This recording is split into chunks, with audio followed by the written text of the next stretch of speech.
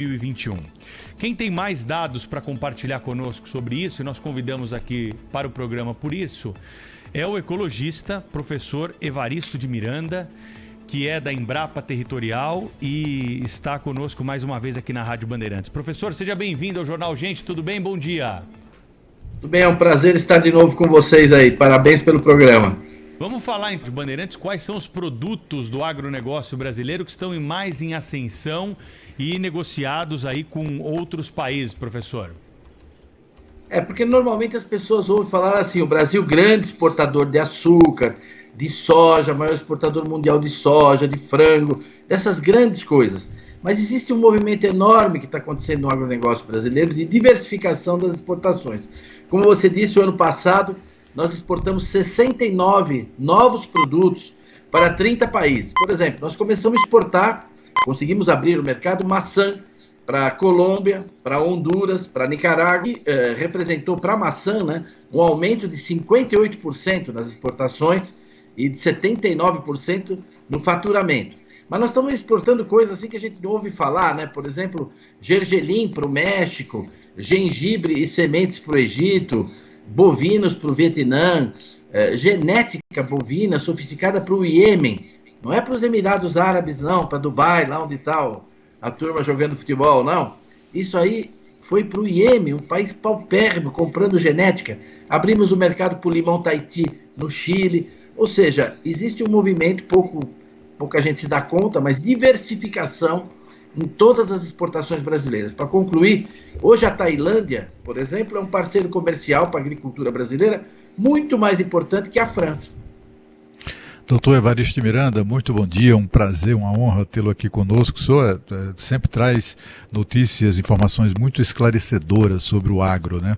E uma delas, assim, gostaria que o senhor falasse sobre números disso, né? Evidentemente que a gente sabe que nós temos aqui no nosso país verdadeiras sobre o agro, né?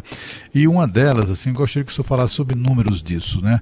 Evidentemente que a gente sabe que nós temos aqui no nosso país verdadeiros magnatas do agronegócio, né? Pessoas, empreendedores que ganharam muito, trabalharam muito e acabaram premiados com isso, na ampliação das suas possibilidades. Mas há uma imensa maioria de produtores que lutam ali no dia a dia, a gente no máximo ali da classe média, né? E que está no campo lutando de sol a sol para produzir e também para fazer parte desse maravilhoso mundo do agronegócio brasileiro. Eu queria que o senhor falasse sobre isso. Como é que eu diria, o produtor médio brasileiro tem que perfil, digamos assim, qual o perfil do produtor médio brasileiro no campo? Essa pergunta é excelente, porque ela traz para nós o enorme da pobreza no campo, não é? Existe um estudo da Embrapa muito detalhado em que nós calculamos a renda bruta de cada produtor brasileiro, tendo acesso à sala de segredo ali do IBGE. Não é?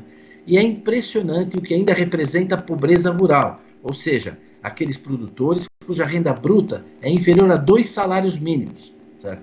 Depois você tem um produtor, esse é o muito pobre, né? Depois você tem o pobre, que recebe de renda bruta menos de 10 salários mínimos.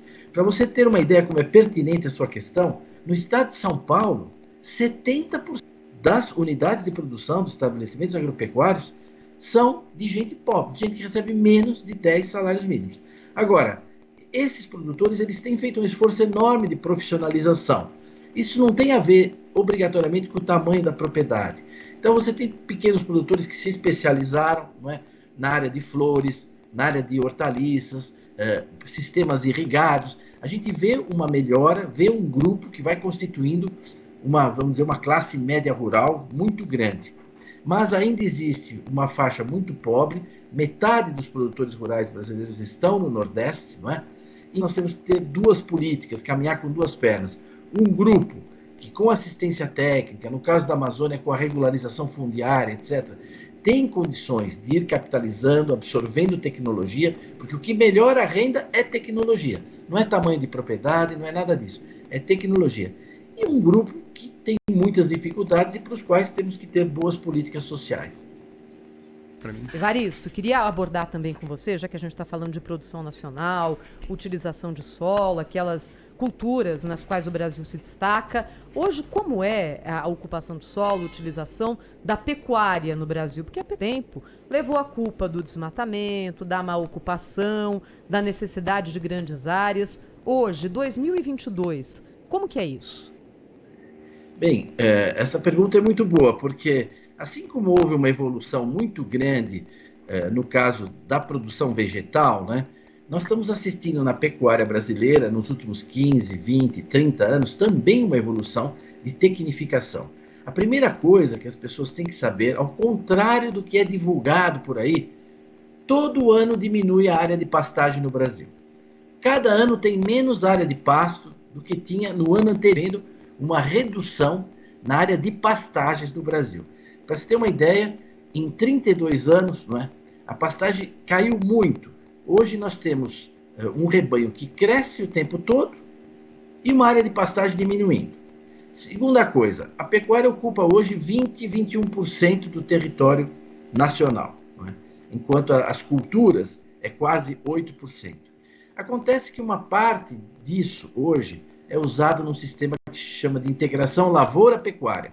Então, por exemplo, a pessoa plantou soja lá no Mato Grosso, colheu já agora, está colhendo. Quando colhe a soja, a máquina já planta milho e junto com o milho braquiária.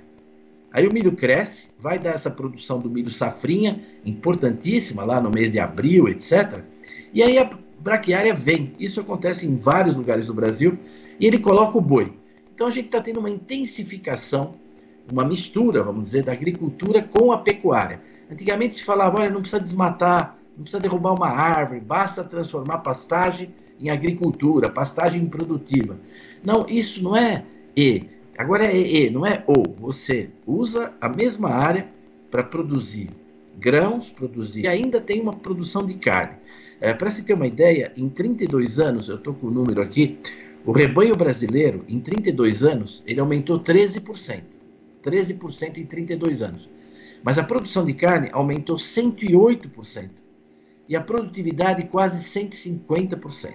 Então nós temos uma pecuária que usa cada vez menos terra, quer dizer, o espaço que ela ocupa diminui, compartilha parte da sua área com a própria agricultura, beneficiando-se mutuamente, não é? E é muito competitiva. Nós somos hoje o maior exportador mundial de carne bovina. Nós produzimos por ano 7 quase de toneladas de carne. Evaristo, Sônia aqui, tudo bom com você? Prazer tê-lo aqui no Jornal Gente, na Rádio Bandeirantes. Eu vou conversar contigo sobre um assunto até que a gente já comentou nos bastidores, na ocasião da COP26, como que o pecuarista vai se adaptar às metas acordadas em Glasgow na questão da emissão dos gases do efeito estufa, né, particular o gás metano, e se esse acordo pode vir a prejudicar a nossa pecuária. Por exemplo, pecuaristas no mundo como Estados Unidos, Austrália, outros mercados emergentes, será que conseguem cumprir essa meta? Dificilmente eles cumprirão essa meta, né? Na Europa é inimaginável eles cumprirem essa meta. Eles emitem muito metano, né? Agora, nós temos que saber como que esse cálculo vai ser feito. Na verdade, existe um ciclo de carbono, né? E é esse ciclo de vida inteiro do carbono que precisaria ser calculado. Quer dizer, quanto que a pastagem retira de carbono da atmosfera, quanto que ela imobiliza no solo, etc. E aí dentro o gado. No caso do Brasil, nós temos já há vários anos reduzido a emissão de metano por animal.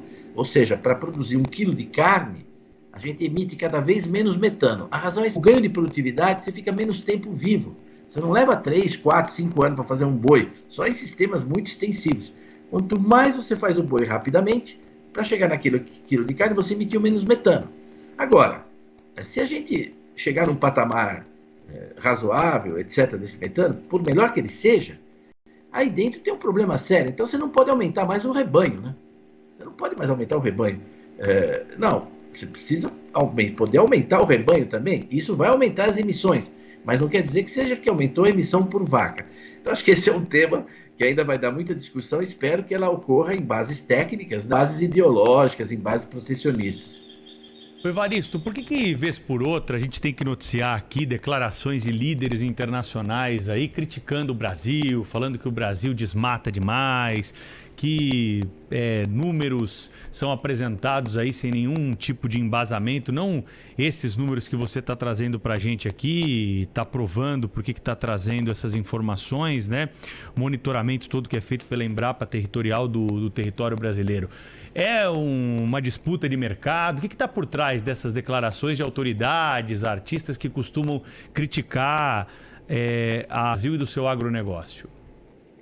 Eu acho que, é claro que é uma resposta complexa, existem muitas coisas ocorrendo aí, mas existem alguns vetores que são muito claros, né? Primeiro, a desinformação, né?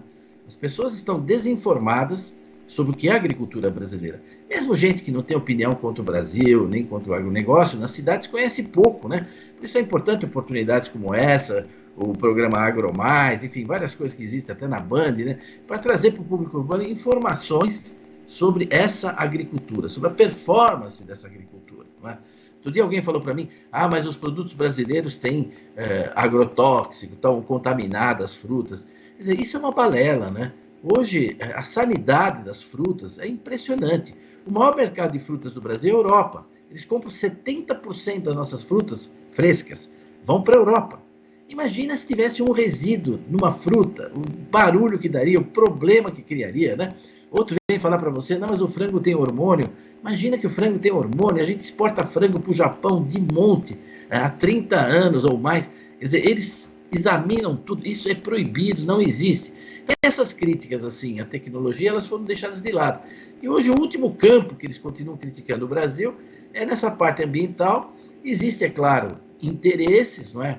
A Europa realmente tem uma agricultura extremamente subsidiada, pouco competitiva, e quanto mais ela é subsidiada, menos ela se torna competitiva, né? Você acha que o açúcar de beterraba na França, que foi uma invenção do Napoleão, para poder enfrentar o cerco que a Inglaterra fez para eles, aí a cana-de-açúcar das Antilhas, ninguém mandava açúcar, aí passaram a fazer açúcar de beterraba. Isso continua valendo até hoje, algo absolutamente não competitivo, etc. Mas essa agricultura trabalha contra o Brasil, muita gente. Agora, o que é lamentável é que muitos brasileiros, ou alguns brasileiros, mal informados, às vezes até de má fé, e às vezes até financiados por organizações lá de fora, também produzem, né, aqui no país, informações incorretas. Existe mesmo uma disputa de mercado, o Brasil incomoda muita gente no mercado mundial, e eu digo mais, vai continuar incomodando ainda mais, porque nós estamos investindo em sustentabilidade, investindo em competitividade. Então o pessoal está perdendo o mercado para os produtos brasileiros. Muito bem, esse é o Evaristo de Miranda, que recentemente foi alvo de uma nota aí da Embrapa, né, ressaltando os 40 anos em que pertence à empresa, marcada aí, segundo a nota, pela participação na criação de 3 centros nacionais de pesquisa, pela coordenação de mais de uma centena de projetos em todo o país, pela publicação de mais de 50 livros e 1.000 artigos científicos de divulgação, com respeitada e reconhecida atuação no Brasil e no exterior.